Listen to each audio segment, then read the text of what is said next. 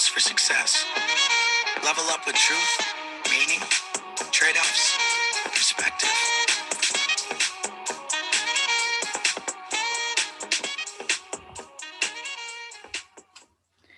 Welcome, everybody. Tonight we have guest Craig Southard. Craig, thanks for being here. Thank you. And we all know Matt, of course, our favorite co-host. Craig, it's good to have you. Thanks for joining us. We're doing some talking already, but Paul already mentioned that I was quiet, quieter than I normally am. Because I'm burning, good content week after week, talking before we start recording. But no, we're glad to have you and looking forward to talking to you some more. So thanks again for being here. Yes. So Craig, I've known you since high school, a long time ago. 2004, you graduated. Yep. And back in 2004, you knew you were going to be an engineer and then an entrepreneur and always looking for the next business, right? You had it all figured out back then? I'd say I was lucky to have an idea on the engineer side, more from the creation standpoint. Kind of had a duality of what I wanted to do. One was my mother's a incredible artist in my opinion, and so I wasn't great at that, but I knew that was something I enjoyed doing. And at the same time, I guess I saw that relationship of on the engineering side. I have a lot of family members I've been lucky to be exposed to that are into creating all kinds of things, whether that's cars, from the mechanical engineering, standpoint to just cool things. At an uncle that just built a bridge out of telephone poles and watched him do that, across our creek to go get maple syrup and, things like that. So I just love that whole idea of, putting something to paper and creating it. So didn't know necessarily I want to be a civil engineer, but I was attracted to civil engineering. But the entrepreneur side actually never really crossed my mind, or any other role that I'm doing now, such as, public service. So that's awesome. So I always feel like with students I have, there's two types of people that want to be engineers. Good math students, because their parents tell them you should be an engineer. And then the engineer you described, that you like to tinker and dabble and you come from a creative family. So I guess having a degree in problem solving, it was the next obvious step for you, correct? Yeah. I mean, I think that's, if I had got anything out of engineering, I doubt I could even do 80% of the math I went to school for, because I haven't been practicing. I actually just pulled out some differential equations books I had, and I had no idea what I'm looking at all. That was me every math class. Yeah, so I was good at math, but I had to work for it, as I went along. Like anything really calculus and above, I could comprehend it enough to get by, but I wasn't getting 90s. But yeah, I think that's the biggest thing I got of with the role of an engineer, or the idea is really, it's just problem solving. It's gathering your data and then figuring out a solution. And there's one thing about, I guess, my character. I don't know if this describes me as a high school student. I think but for the most part, I kind of saw myself always as a quiet person. I've spent a lot of time just something, I guess, a mindset I was lucky to have just by default, but a lot of time just sitting back, watching other people talk, or watching things play out, and just a lot of time absorbing stuff, kind of being the last one to speak or whatever. And I think that kind of goes hand in hand with that, some of the essential steps of problem solving, kind of gathering, all the things that could happen, and then, taking that knowledge, if you will, or experience, and then applying it, down the road type of thing. So, definitely helping me be a better problem solver from that standpoint. And that's such a great, logic and a tool to use, for everything kind of in life. So there's great value, right, in listening to everybody else before you decide to figure out what to do, instead of moving forward. So maybe there's something great in all that chatter you heard, or maybe it just resonates that you actually had the right idea all along. Yeah. And I don't know if I was even necessarily set or lucky to have that mindset, and kind of really thinking about it. I think it was somewhat developed on a confidence side. I have built my confidence, over the years, and I certainly believe in myself and the things I do, but at one point in my life, it's like any high school student. I didn't really, and a lot of those early years, even we were talking earlier before this about, people looking for guidance, in their early 20s and all that. So, so much validation kind of happens in that time period. So I spent, I guess a lot of time being quiet, because maybe I wasn't necessarily confident in myself, but I think the positives I came out of that is, I was able to develop that confidence by just, kind of getting it from others, looking at what they do and then putting that, into practice slowly over time. But, obviously it didn't happen overnight. Yeah, I kind of has felt like it was similar for me. I didn't say a lot either early on. I Right. did a lot of listening, and I didn't know who I was, I think, looking back on it yet. I'm not sure, 100%. and I wouldn't expect most people to at that point, and Yep. and I was thrust in some difficult situations in my career at a younger age. It required me to have to problem solve, and I learned a lot, not necessarily because I was sitting back and watching, but more or less because I was thrust into it at a certain point. But Yep. when you talk about problem solving, I think of this when I talk to, whether it's my daughter or somebody else kind of getting new into the workforce. I say, hey, look, if you can go in there and solve people's problems, you're going to go places here, and whether that's done, however that's done, and there's a lot of different ways, and like you and I were different, I think in some ways in that, but being able to solve problems, and my problems oftentimes, in what I'm referring to, where you may be talking about it from an engineering standpoint, mine were from a customer service standpoint, or something like that within a business. But whatever it is, if you can make those problems go away or solve them, you're on a good track. Yeah, no, I completely recognize that. So really right about that same time, high school particularly, I worked at a local sub shop on a roll, my first job. And, I think that's where I started to recognize just what you said, and that's kind of the person I've always tried to aim to be, because I did see the value in that early. Is, the owner always had, whether it's being the person there to, the hood system is, I'd stay after to clean that, but even just help solve, say money problems with a drawer at the end of the day, small things. Let me take this over, let me do that, let me fix things for you. I definitely started to carry that mentality a lot more after that. And it was, like you said, that plays off in such huge dividends. So any career I've ever, kind of been in, like I try to do things that are outside of my job description, because I think that's how it should be. And I try to definitely instill that in my businesses, but whether it's, learning IT stuff and solving, like an email thing for somebody that's next to me, so they don't have to call IT down, type of stuff. Because what I learned is that I'm getting paid to learn things, and I started to realize those dots connected down the road. And really, from a business standpoint, you have to wear all hats. So I ended up in a spot that when I went to start my business, it's like I can do some IT stuff. I can figure out a little bit of marketing. I can set up obviously a computer. I know how to do this. I had just a bunch of skill sets that all of a sudden it's like, wow, okay, that time I helped somebody. I learned something and got paid for it, and I was able to use the skills down the road. And it's like so many things, the dots connect down the road. So yeah, they do. And the story you're just telling there, it just makes me think of all the interactions I've had, and I can think of a family member of mine and people I've worked with and such, and who anytime they're asked to do something, all they can, their response is, well, how much are you going to pay me? Or what, what's versus this. And I find people who I love talking to successful people like yourself. It's so funny how often it comes up, just what you said. Well, I was willing to get my hands dirty in this and try that. And you weren't saying, well, I'll clean that hood for you. I don't think you were, but the hood company charges $300. So I want my $300. You were, I'm sure, getting in there because you knew it was a benefit to you long-term, right, to know how to clean that hood. And when you fix that person's email, or you understand a little bit of marketing, a little bit of accounting, a little bit of some of these things, all of a sudden you've got all these skill sets.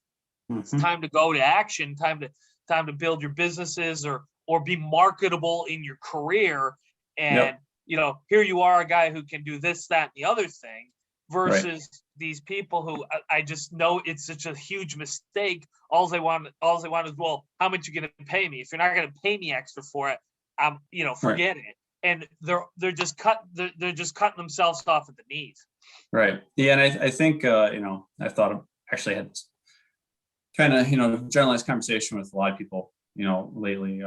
It's gotten brought up so many different ways, and sometimes I've noticed it's gotten misconstrued that as far as, I'm not saying that's super important, but it's not saying that there's no value in, say, complete mastering something, which is a whole different concept. But it's they're two, really, I kind of have to have that. I kind of look at it like bad analogy, but having more speeds in a transmission, type of thing. But it's those are skill sets. So being able to have that perspective that you're willing to take something on, but also on the back end, it's kind of like it's okay to be on different parts of that spectrum. Also respecting that, hey, this might take 5,000 hours to master, and there's value in that too. Both of those things are relevant. One doesn't take away from the other, but it really actually reminded me of one of my favorite shows when I was a kid growing up. I don't know if you guys remember the show at all, but it was called The Pretender, I believe. And it was all about a guy who's very intelligent, actually like a genius baby government DNA program. He got out when he was younger. And his whole,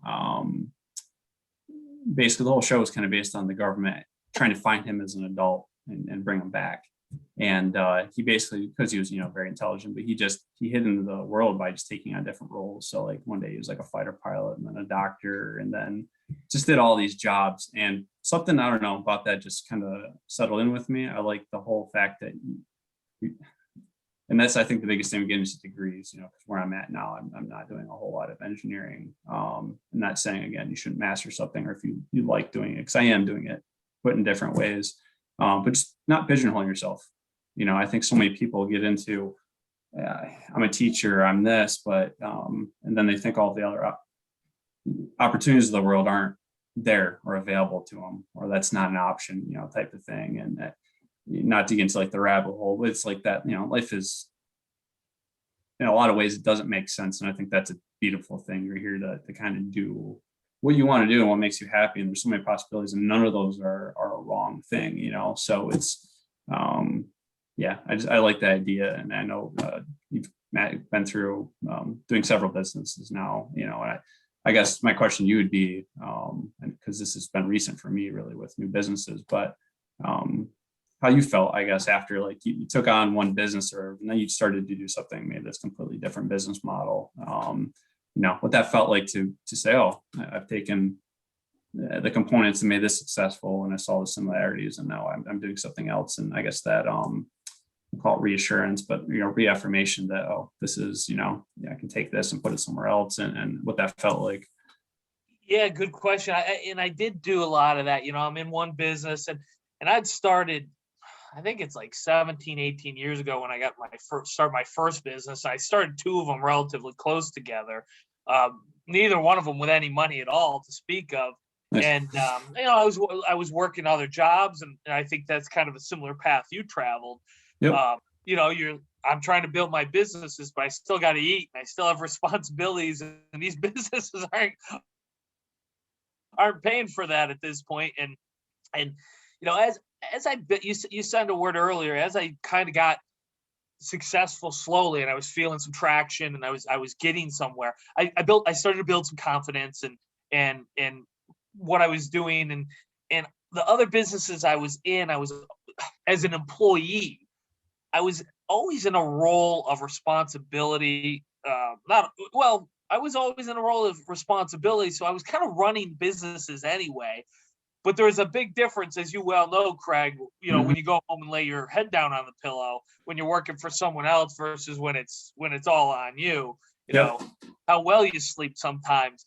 But I did gain some confidence through, I think, the steps.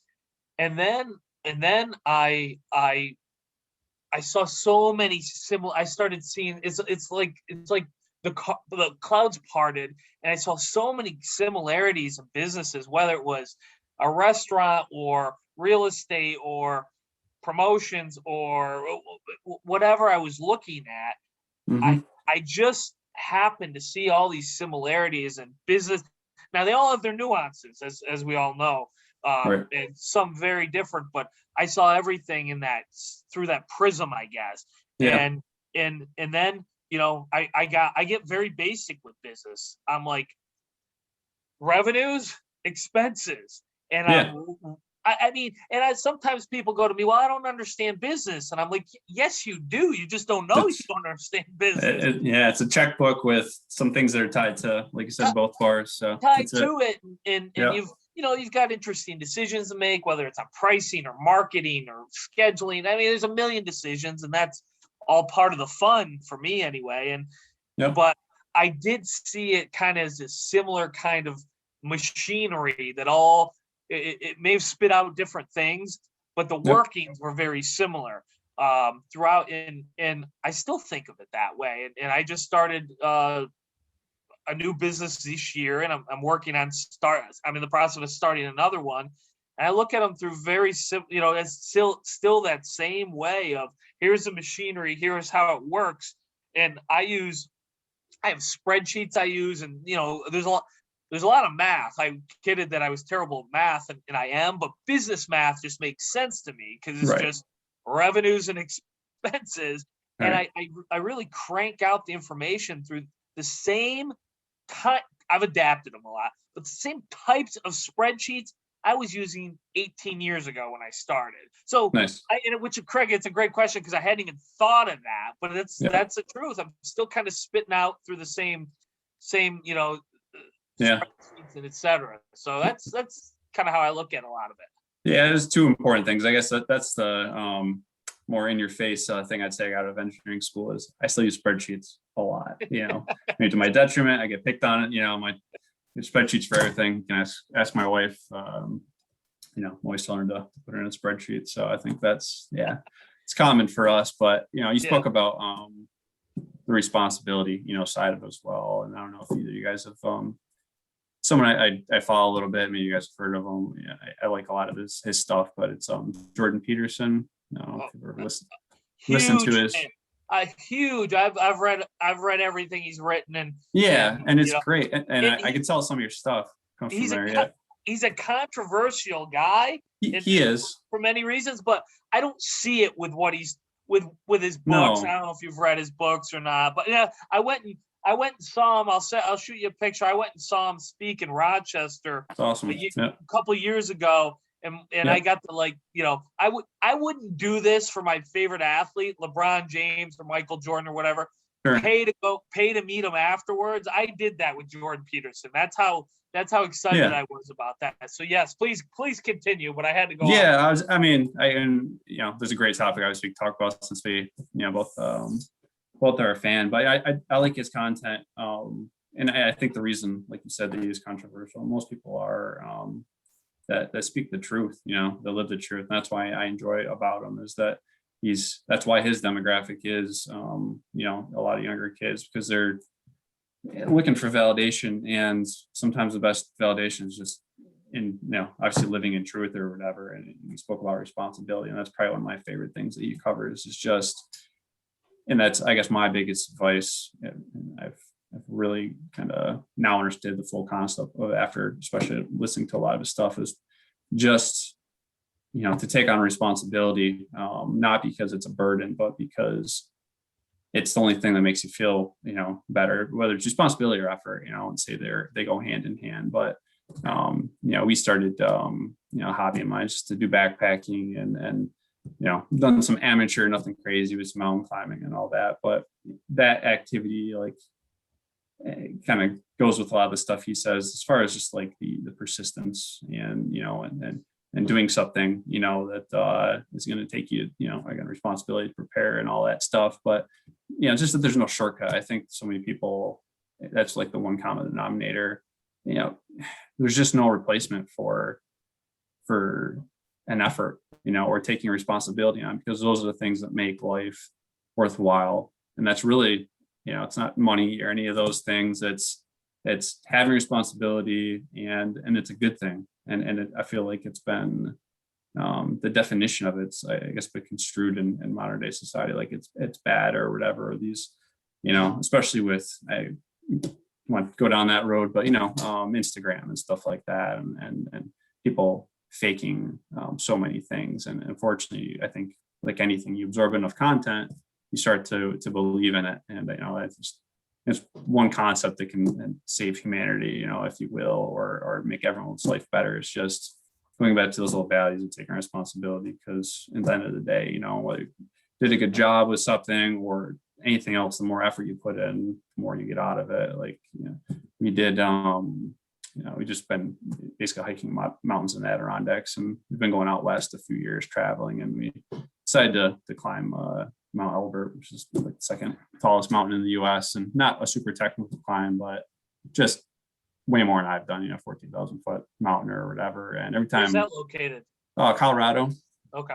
Yeah. And I really enjoy taking my son with these, because like on these experiences, because it bar none, altitude and all that stuff was the hardest thing I've ever done. But every time I do something like that, it's such a great reference for everything else I'm doing when I get home, or the next challenge or anything like that. It's that like basic concept that one step at a time. And not you do those things. I think you have to do it. You have to do it over and over, repetition wise. But it molds your perspective, like we were talking about, and there's no shortcut. If you got dropped off at the top of a helicopter, the feeling when you're there, whatever it is, whatever you're releasing in your body, the serotonin naturally without drugs or any of that stuff, that's life at its purest moment. And so many people either haven't experienced that enough and done the repetition enough to get that reward to keep going in that direction. But that's the first direction I'd point anybody with, they're trying to be successful and all that. It's just like,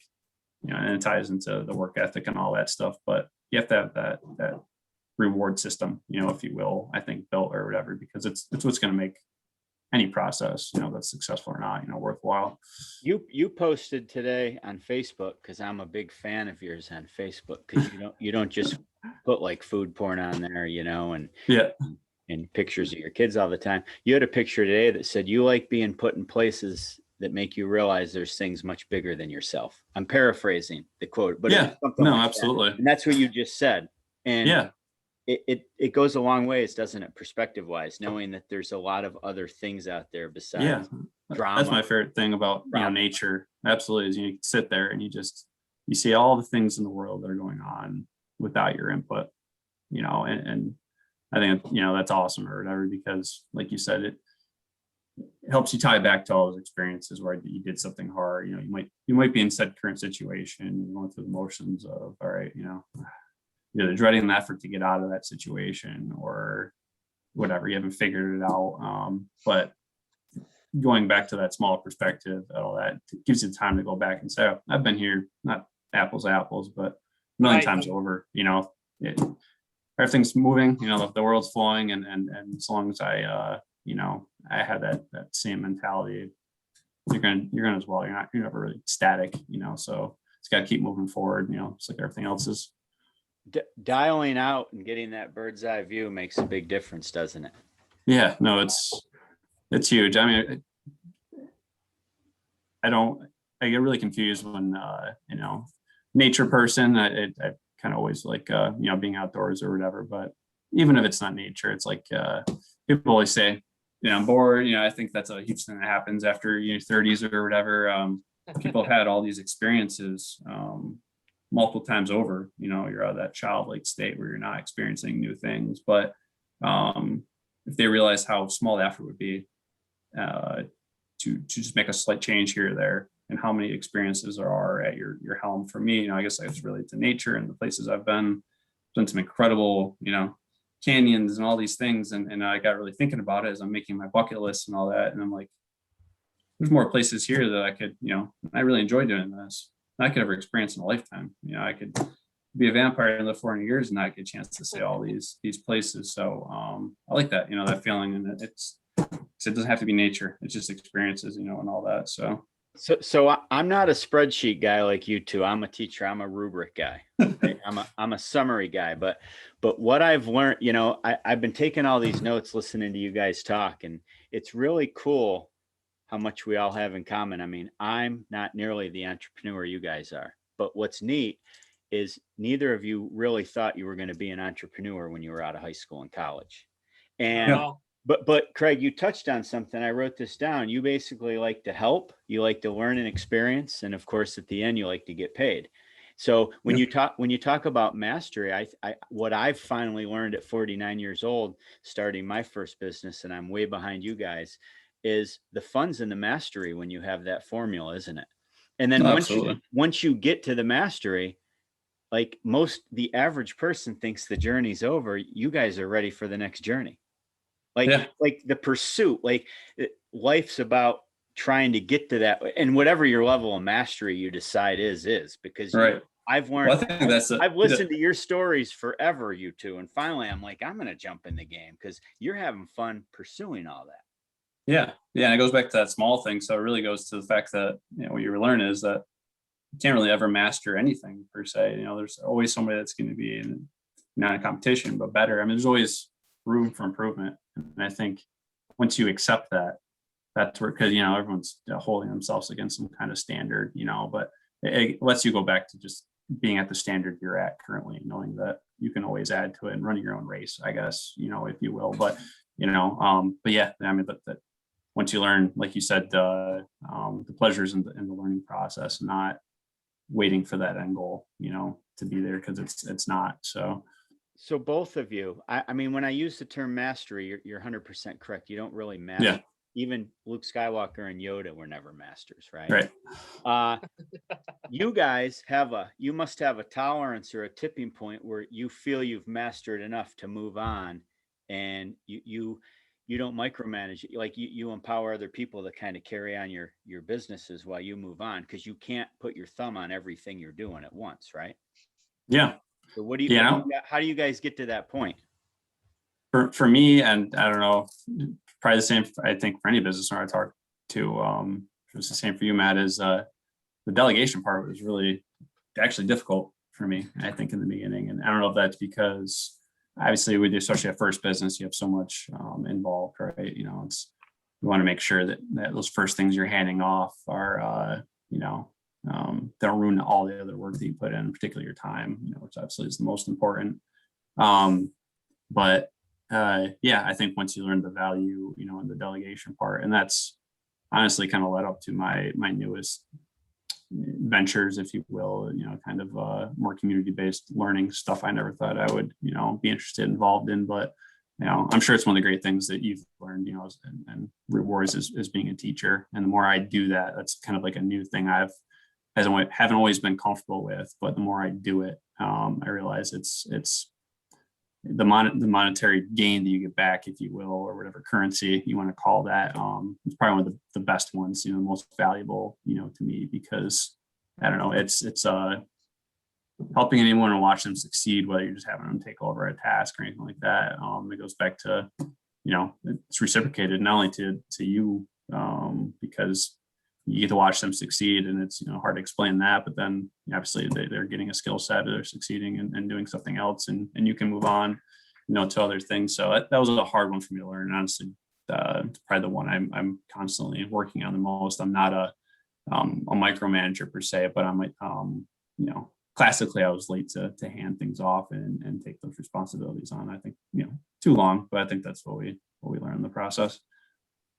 Yeah, I think that's really common. I was interesting enough. I kind of looked at it as a math equation. I was much more like, okay, if I delegate, I agree with you, Craig. The delegation can be difficult, especially when you're tied into something so long. And there's probably still a few things, not probably, I know there are, that I could do a much better job on delegating than I do. But I looked at it, okay, if I give up this task or delegate this task, and that frees up X amount of time for me to build this new business or add on to my current business, expand in some way or whatever I'm trying to do, that drives me, X amount in revenue or whatever the case may be. I really got much more analytical and mathematic with it than I'm known for, because that's not used. I never thought of myself as that type. Kind of, but my business mind is taken over, I guess, is quite a while ago, but I looked at it as a trade-off, really, Paul. I was like, it's a trade-off. Okay. But it's a good, trade-offs don't always have to be equal, right? I can give Right. up, I can delegate these tasks and get this much time back, and now use this time for this. And even if, and I do this in a variety of things in my businesses, even if this costs me 20 grand a year by outsourcing it, delegating it, but I'm making 60 grand a year with my new time, I would look at things like that all the time. And I wasn't always right, of course, but that was how it became easier for me, because strangely enough, and I don't know, it'd be interesting to get a poll of entrepreneurs. I am not a perfectionist. I've never considered myself a perfectionist. I have no desire to be a perfectionist. Yep. Which allows me to be an expansionist in some ways, right? Because I've said before, hey, look, I could own one business and make it the most dialed in, efficiently, perfectly run business to my capability, but I wouldn't make nearly as much money, and I wouldn't have nearly as much freedom. And the money to me, Craig, is freedom. That's why Right. that's why I value money. I don't value money for any really other reason No. than freedom. No, I was just gonna say is that's probably where my difficulty was. I definitely did the math side too, but the problem is I was in those calculations using US dollars, if you will. And when I started kind of thinking about it in the time component, which see, time is a constant that we don't know the value of. It is what you want it to be. So it's like, yeah, you can't, am I worth $20 an hour? And then I kind of started thinking, well, potentially I'm worth $200 an hour. It doesn't really matter. But you're not going to know either way unless you have freed that time up. And if you stick in that cycle, then all the opportunities are lost. So it just, to me, it's more of like, why did I took a risk in the first place, and you start seeing little payoffs. You have to make sure that, risk is always going to be there. And if you become comfortable, you took a couple risks, if you're not taking little ones, big ones, constantly calculated, of course, as best you can. But if you're not doing it in the first place, you'll never get those opportunities again. So it's like, this is why I did this in the first place. I need to make sure that I keep going down that road if I want to progress, whether that's personally, like I said, it doesn't have to necessarily be money, but I think that's the big thing that anyone successful found out is really, you take all the other things that are important while keeping money in play, but you really make sure you wholeheartedly focus on a little bit of everything, then the money comes along exponentially, as long as you don't just focus on that, and the biggest one's time. I think that self-sovereignty, even like that's always been a difficult one for me, because I found a lot of value in side conversations, and I have no problem sometimes getting caught up in a midday conversation I didn't expect for an hour or whatever. But there are also a lot of other situations where I didn't I was sovereign in saying no, and making sure that I was setting time aside for myself, whether it was growth or learning stuff or working on the next business thing and all that. And that's the most valuable resource we have, and people should just get careful with it, how you handle it. So You do, and it's always a balance for me too. And I'm always fighting my desire to do more versus a desire to focus on the time I want. How am I going to use that time? And like you were saying with your climbing and those kinds of things, I love traveling. I mean, I love it. I love seeing different parts of the country, different parts of the world. I love different cultures. I love it. I think it's as you talked about climbing, I kind of feel the same type of way about it. Mm-hmm. And so I need my time to be able to go do those things. And what am I willing to give up for that? How much, because I am giving up, opportunity cost to go do these things. But that's one of the reasons I got involved in my own businesses anyway, because I wanted to be able to do those things and do them in a way that felt right to me and was how I wanted to do them. But, you said, oh shoot, what did you say? You said something I wanted to backtrack on it about that. You were talking about time, and if it comes to me, it comes to me. If not, no big deal. But so much of, the way you look at things, I think, as an entrepreneur, and the way I look at things are very similar. And I think when you're going down the paths that we are and other people do, it's kind of hard not to look at them those ways, because it's real. It's kind of the truth, if you will. Yeah. And the funny thing, again, these keep referring to these dots that connect on the road, but so many of my ideas and all that have actually come out of getting out of town here, and traveling. So obviously we do the climbing, and that's the spiritual reset. I think that's like a list of things that are important to me, and whether you have a denomination or whatever, but I think some type of spirituality, and just whether it's being by yourself, and spending time inside your head. I think that's the biggest one, because I don't think there's any bigger critic out there, and people are I think taking that role, the observer, right, is one thing that I've always tried to practice. So yeah, that internal dialogue going in your head, and it might sound schizophrenic to some people until you kind of think about the concept, but going outside from a third party and listening to that conversation that you're having with yourself. And it's kind of a hard thing to picture, but I think that can happen in prayer, meditation, wherever you want to call it. That's one thing I've recognized, but also I guess diving back to the travel side, just experiences I've had going to different towns, and a lot of the theme and decoration and stuff from our build out of our Axe place came from ideas I've had, going to different breweries and stuff, and buildings and all that. So maybe this is just me pitching my multi-week trips or whatever is being useful, but I really have found a lot of my ideas have come from that, or people I've met, just like we're doing now. That's the biggest thing, just keeping exposing yourself to all this stuff, because so many people, you go to work, you stop at the same place and get coffee, you talk to the same person, and this goes back to that like mastery and then doing different things type of thing. But I think there's times for routine, and you should have that ability to completely break routine and say, and there's so much benefit that comes out of not having a routine at all, type of thing. And I think that's what holds so many people back, because they get stuck in such a routine. And I think in small bits apply to different things, it's super important. It's the consistency element. But at the same time, if you are so bound by routine, then there's so many other opportunities that don't happen. And all my learning experiences, I think anybody's, they come out of that, it's like getting out of comfort zone. If that's what that means to you for breaking that routine, I think that's what holds most people back. Constantly trying to do that, I think we all find ourselves settling in, or it's so easy to just go home, and do the same thing or whatever. But I'm constantly looking for ways to break my routine a little bit, because I know that's where a lot of growth comes from.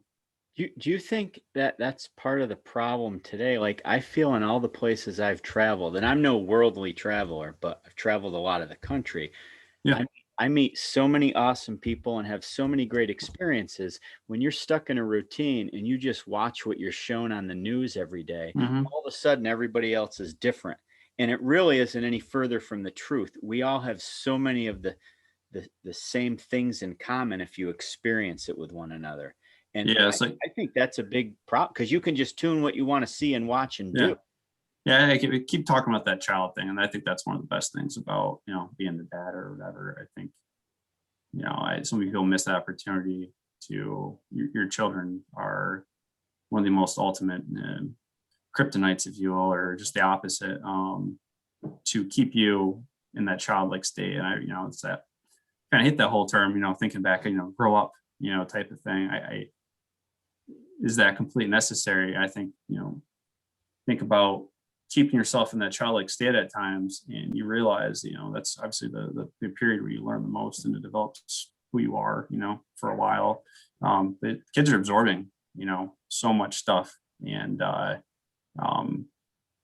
like, following some, I don't know if you guys have Alan Watts. He was a, philosopher, and I like sharing a lot of his stuff. But, one of the things he says is that wisdom doesn't necessarily really come from top down. It comes from the bottom up. And I think kids have sometimes so much more wisdom than we do in some aspects, because they're so open, they don't have, I dive into one of my, favorite books is The Four Agreements. And I've, if you guys have read that at all. And, but the thing I like about that book is they really talk about, people don't realize this, but, like any other animal or whatever, in a way, we're kind of domesticated, and we have all these hard agreements that we don't realize we live by, as we get older. And it's so important to kind of always revisit your perspective and why you think of things, and be open to changing it, if you have enough evidence to support it. And then obviously the way to change anything is to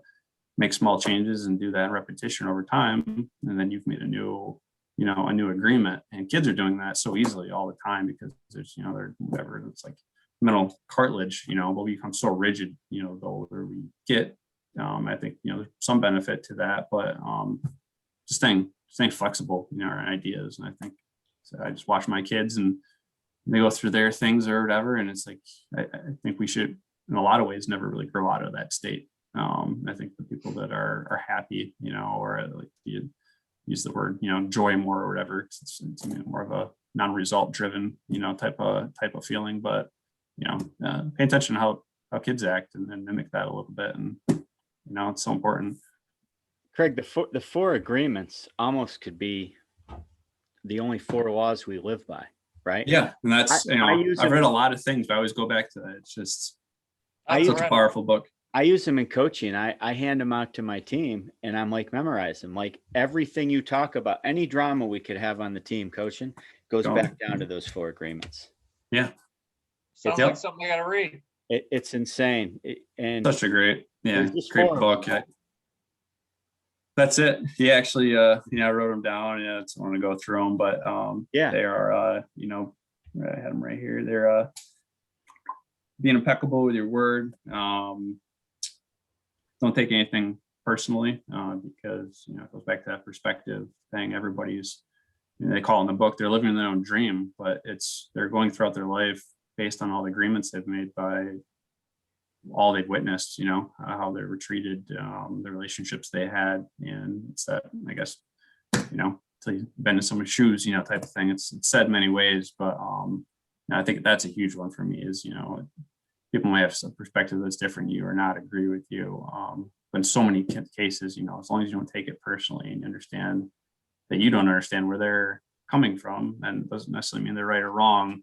But not once you take it personally, I think you start already offering answers to the solution without really thinking it through. It's like don't make decisions or you're angry, type of thing. Don't make assumptions is the third one, which is like kind of the same thing, but I think that's huge, right? You go through life and you see somebody, it's that, saying that poor person that's asking for money and, you just make an assumption that they don't want to work or, something, it's kind of a classic example, but it's so huge, anything, someone comes in work for a bad day and you just, they've had a bad week, but they got things going on at home, and maybe a conversation will completely clear that up and turn them back around. And then the last one, which is probably the hardest one, I think they admit in the book, and that's easy one for me, but it's always doing your best. And it definitely speaks to what you said, Matt. That's really not perfection, the way they explain it. It's going to vary from day to day. But like you said, laying your head down at the end of the day on your pillow and knowing that, I didn't reach perfection, because the same kind of mastery. It's an elusive thing, and it's not worth getting there because you really can't. But knowing you did your best, you're going to sleep a lot better. You're going to be content, and you're not going to live in, self-regret.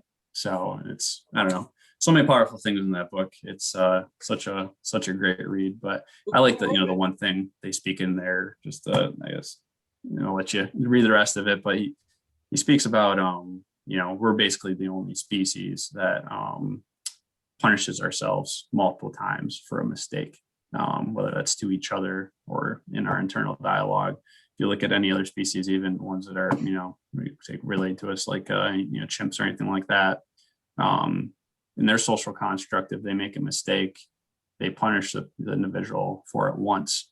But that's it. There's no, I have to say, how many times have we just keep beating ourselves up, over a bad decision or, something that is or isn't our control. It doesn't really matter. But yeah, we're interesting in that, and I think that's, something everyone should be aware of. I mean, again, sometimes you have the internal dialogue and you say that same thing to yourself 10 times a day and you beat yourself up and you don't even realize you're doing it. And if you sat down and were more cognizant about it and stop doing it, it opens your mindset back up. They're great. Who'd you say the author was of that book? It's last name's Ruiz, Don Miguel Ruiz. Okay. Yeah. It sounds right up my alley. I gotta read That's it. awesome. It's my business partner. He introduced me to it, and I think the first time we actually listened to it was actually, I didn't read the book. It was an audiobook, and it was the first trip we took out west. We're in our little adventure van or kind of going over the hills in California. And I just remember kind of time just stopped. It was like just one of those books. And I think he does a lot of audiobooks, but it was spoken by Peter Coyote and just has one of those awesome, voices too. So that definitely helps, but just soothing. But no, just every part of that book hits home. And I like you said, Paul, the thing about it is it's really quite simple, and they talk about things in there, which I'm sure are all elements of psychology and all that, but it goes back to the observer role. A lot of the elements in there kind of put you in that observer role, especially them breaking down to say, oh, wow, how many things do I, it's that thing.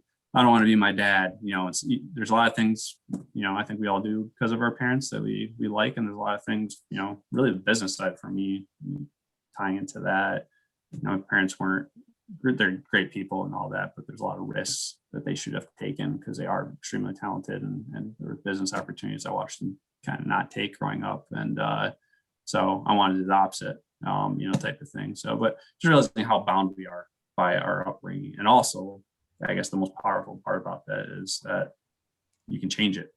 Once you have the time to play the role of the observer, and you start problem solving your own problems. You say, these are positive things, these have given me positive outcomes, but here are the reactions I have that don't. And okay, step one, being aware, obviously. Step two is, all right, testing. Well, I'm going to react this way, and this way, and this way, and this way, and do it. React 5 different ways. And this one gives me the most positive outcome. I'm going to take that out of the bunch. Now I'm going to put it into practice. And even if I, again, not living in regret type thing, even if 1 out of 3 situations, I've now, instead of 3 out of 3, I've tried this new solution that I know works, and then trying the next week to do 2 out of 3, percentage wise or whatever. And like anything else, the more you do repetition, eventually, for the most part, you've completely replaced that agreement and that reaction, which to me in the end is basically no different than now you've shifted your perspective. I think something you said there, Craig, that was really interesting and important is we can so many things influence us, and we're certain ways because of, but we can change them. It was what's so important to know. However, in order to change them, you have to be aware, like you said, right? Yep.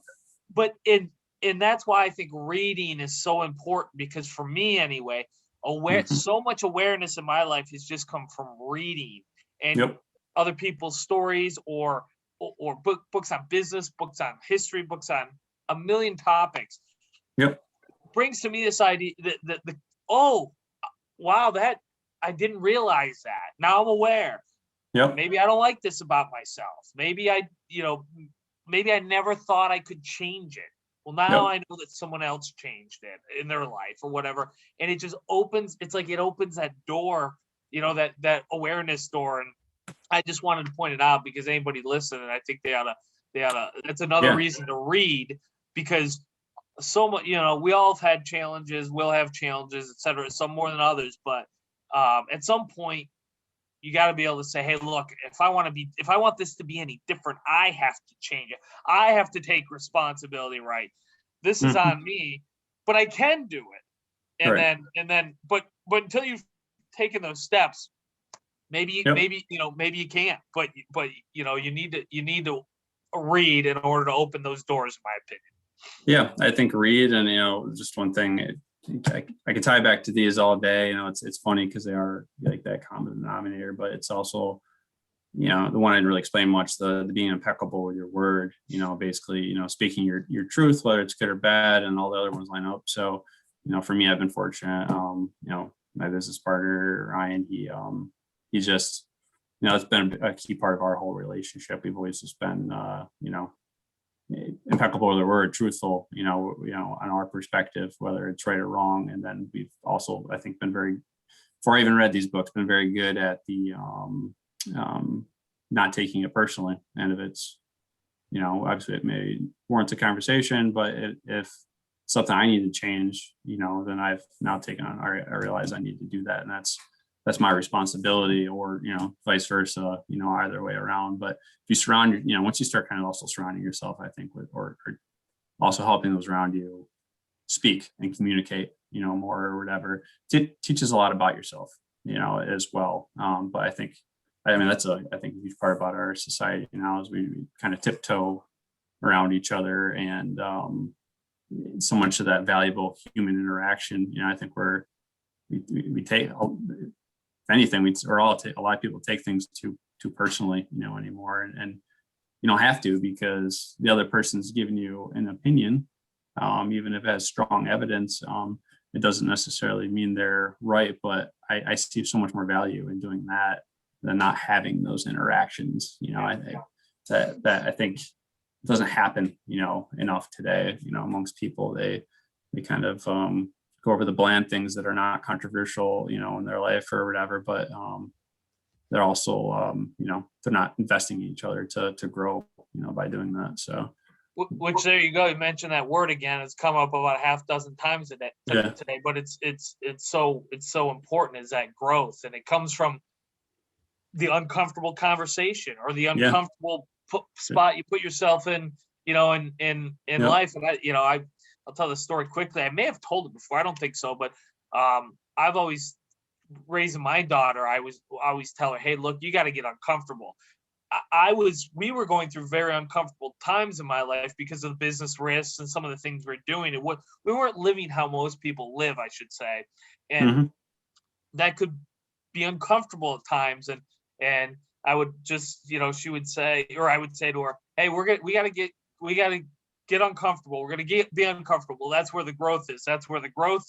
And then, maybe 2-3 years ago, I'll never forget, I was in my kitchen and my daughter came in and she said, hey, Dad, I've been thinking about something I got to talk to you about. I'm like, what's that? She goes, you've gotten way too comfortable.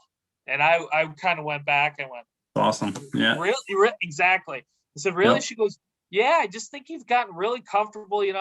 My businesses were all going well. Everything, everything's going well. And, the conversation in our house stopped being about what are we doing next that's interesting and unique and challenging and growth inspiring, to, are we going to Disney World? Right. Should we get a hot tub? Nonsense is what I call that stuff. That's all nonsense. It's all right. So my dad had a different word for it. I'm not going to say, but that was all. My daughter just called me out on it. She said, I think you've just gotten too comfortable, and then kind of left the room for me to soak in that. And I went, oh my God, she's absolutely right. And it wasn't long before I was going down a new road with another project. And you know what? I felt alive again. There's I never feel as alive taking those risks, starting to calculate it, as you said earlier, and starting those new businesses. I don't feel that way in a boat or in a nice car or in a, you know what I mean? In the crap, as I would say. So I just think, I can tell, Craig, you want to be the kind of person I want. I want to be the best guy, the best person I can be. And I don't know what that is, but I know it's not going to be because I sit here on my laurels and go, oh, okay, I can't wait to retire. I can't wait to see what's on Netflix. I can't wait for the weekend. It doesn't come from that. It comes from things that make me uncomfortable so I can grow it. And there's not enough conversation about that stuff. The conversations that who has the newest car and who's got the biggest house and it's all the elements to get to a level of comfort or whatever. And that, you don't have to reinvent the wheel on that. I think that's one of those wisdom things, but I'm always looking around for other people's situations and scenarios. And like, it goes back to, I guess, how this all began, just paying attention, to people and using their examples, maybe they're aligned with what I think I want right now, but then, using that history and maybe have a conversation with them, or just maybe some things you can just see outright. But, there's so many things that you get to, especially certainly in the material world, where you get to the point, where you get that, it's, I guess, best related and say celebrities or any of that stuff. I mean, that committed suicide or doing any of the things that just are miserable, for whatever reason. It's just, there's some examples out there, a lot of just being real with, I think, the things that are most important to achieve. And again, I think all the other stuff can come out as a side, benefit, type of thing. But yeah, just staying uncomfortable. That's been, I don't know how your, immediate family is, but I'm always doing, kind of outside the box things. And I've always been that person, to an extent. So I guess I started that early, luckily. But I have a lot of people in my life that, I live that comfortable life or whatever. And it's just, I don't know how many times it's like, you're doing what, or especially started the traffic bill is a big one. I had 2 kids at the time, young dad, actually my first company I was speaking to, they let me go actually because of the business, because of the conflict of interest. It also happened to be my first client, like 2 months later, so actually got, I guess, when called fired from my, my first job before I, found my job at Hunt. And so I started the business. I was just going to live off of that. And that was probably maybe the scariest month and a half of this whole process so far. I was in the element of unknown, at that time or whatever, but just all the things, and then I started to realize, it's that perspective thing. They just, don't know. And I had to be confident and comfortable with myself.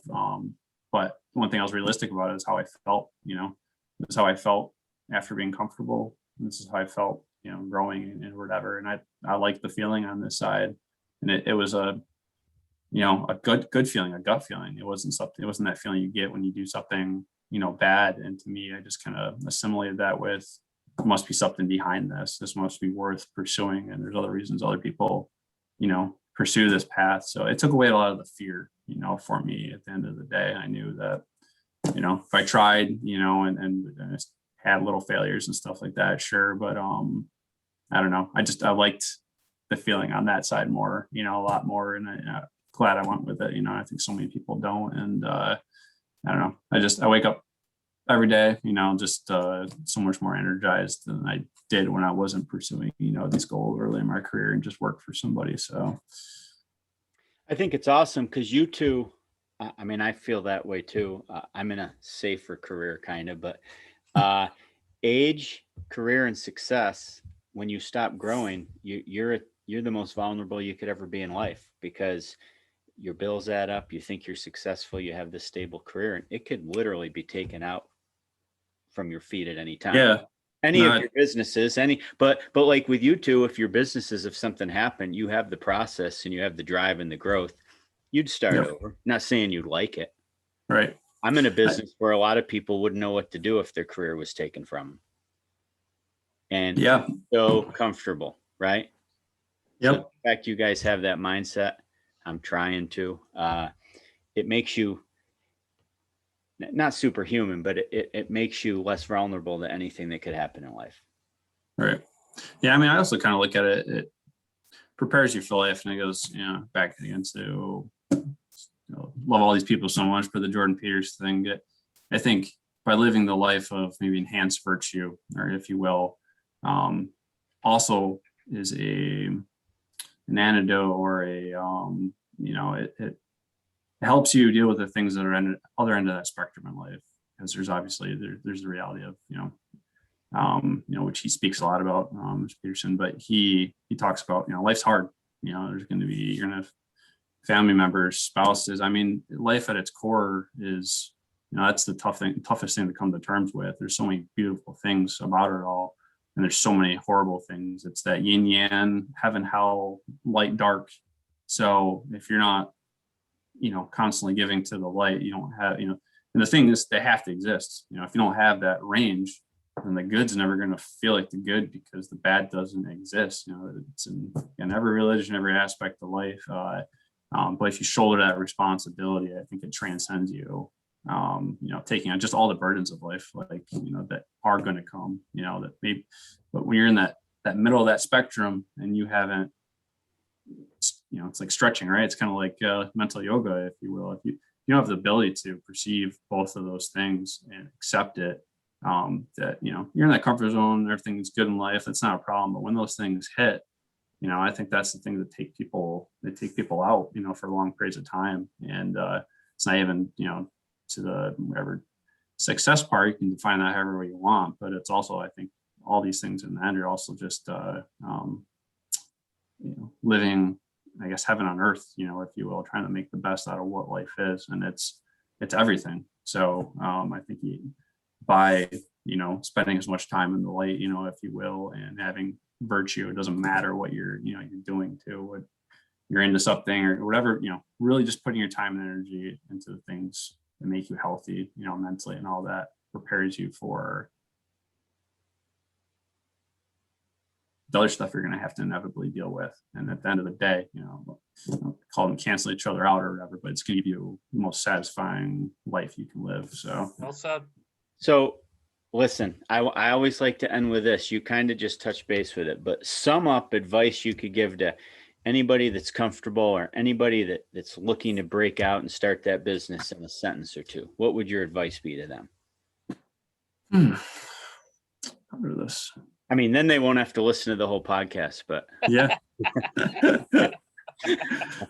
I'd just say, life's full of inherent risks. And I guess this is the analytical side of me, but, it's easy. So go take a look at, the risk you take every time you get into a car. And that's I'm alive, I'm not alive situation. That's the ultimate, both sides of those spectrums. I don't get to experience life anymore. And how much risk you take doing that.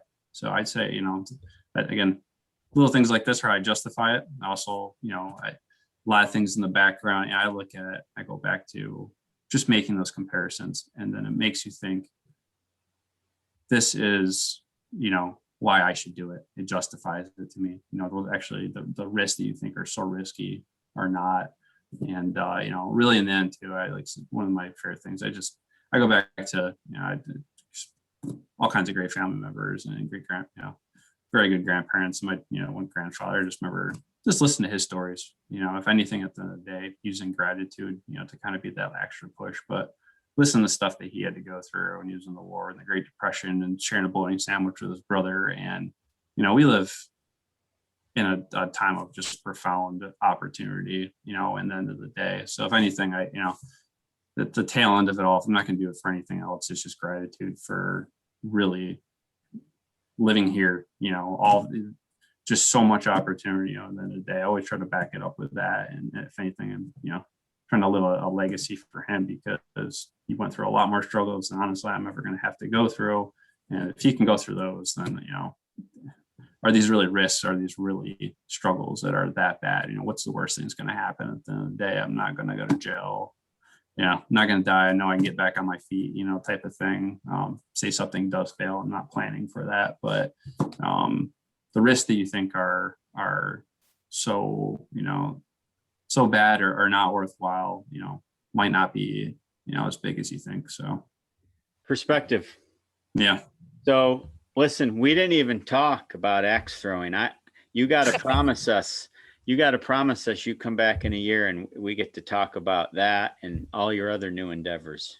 Yeah, maybe we'll be franchised by then. So I want to get the axe trailer going here soon. So that's incredible. So promise us you'll come back. We're putting you on the spot right now. Sounds good. All right, guys. Hey, have a great evening. Thank you. Thanks, Matt. Thanks, Paul.